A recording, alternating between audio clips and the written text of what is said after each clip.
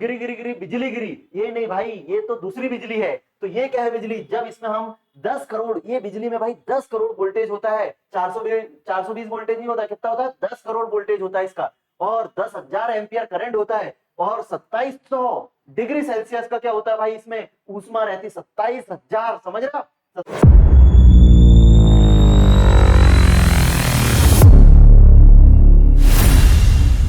Hello दोस्तों, क्या हाल चाल है। आज हम बहुत ही इंपॉर्टेंट टॉपिक जो कि हमारे डेली लाइफ में यूज होता है उसके लिए एक टॉपिक लेके आए हैं। क्या है टॉपिक हमारा, क्यों गिरती है बिजली। ये साइंस का बहुत ही मजेदार फैक्ट है जो कि हमारे डेली लाइफ में बहुत इंपैक्ट करता है। तो एक्चुअल में क्या होता है, जैसे आपने देखा होगा कि पानी को हम उबालते हैं, मतलब उष्मा देते हैं, हीट देते हैं, तो वो क्या करता है, भाप बनने लगता है। वैसे ही गर्मी के समय में जब बहुत ज्यादा धूप पड़ती है तो धीरे धीरे जो समुद्र में, नदी में जो पानी है वो धीरे धीरे किसमें, वाष्प में कन्वर्ट हो जाता है, भाप बन जाती है। और ये भाप फिर क्या है, धीरे धीरे किसमें, बादल का रूप ले लेती है। और ये बादल में क्या होते हैं, भाप के कण होते हैं, वाष्प के कण होते हैं। और ये जब तूफान वगैरह आते हैं तो ये क्या होते हैं, बहुत तेजी से गति करते हैं और आपस में एक दूसरे से टकराते हैं। और हमने बहुत ही बेसिक कॉन्सेप्ट पढ़े हैं, जब कोई भी कण आपस में टकराएंगे तो क्या होता है, आवेश उत्पन्न होता है, चार्ज उत्पन्न होता है। तो यहाँ पर भी जब बादल आपस में टकराते हैं, बादल के कण, तो वहां पर क्या होता है, आवेश उत्पन्न होता है, चार्ज उत्पन्न होता है। तो यहाँ पर ये चार्ज उत्पन्न हो रहा है, चार्ज उत्पन्न हो रहा है इस तरीके से, जब आपस में टकराएंगे तो ये क्या होगा, हमारा चार्ज उत्पन्न होगा, चार्ज उत्पन्न हो रहा है, आवेश उत्पन्न हो रहा है। और उसके बाद जब तूफान के साथ जब पानी वगैरह आता है तो पानी के साथ ये क्या हो रहा है, ये आवेश बहने लगता है। और आवेश बहने लगता है उसी को क्या बोलते हैं हम, करंट। चार्ज जब फ्लो होने लगता है उसको बोलते हैं करंट। या आवेश जब बहने लगता है, आवेश की दर को हम क्या बोलते हैं, बिजली। तो ये बिजली फिर भाई पानी के साथ, कंडक्टर बॉडी के साथ कहाँ जाती है, नीचे। तो सर इसमें क्या होता है, तो गिरी गिरी गिरी बिजली गिरी, ये नहीं भाई, ये तो दूसरी बिजली है। तो ये क्या है बिजली, जब इसमें हम 10 करोड़, ये बिजली में भाई 10 करोड़ वोल्टेज होता है। 420 वोल्टेज नहीं होता, कितना होता है, 10 करोड़ वोल्टेज होता है इसका।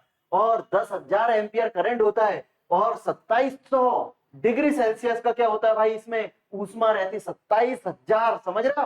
27 तो नहीं, 27,000 डिग्री सेल्सियस का इसका टेम्परेचर होता है। मतलब ये अगर किसी से भी कांटेक्ट में आएगी तो उसको राख कर देगी, 5 सेकंड नहीं लगेंगे, विद इन 5 सेकंड में।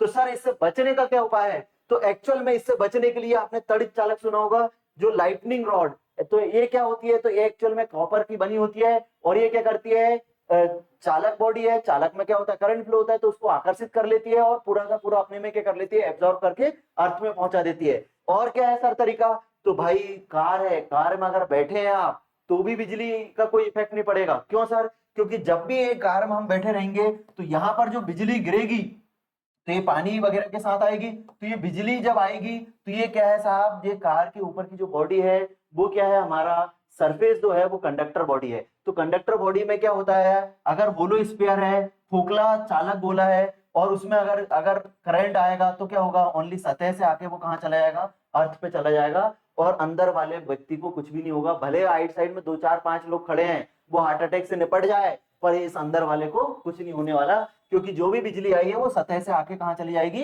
अर्थ पे चली जाएगी, और अंदर वाले को कुछ भी नहीं होगा।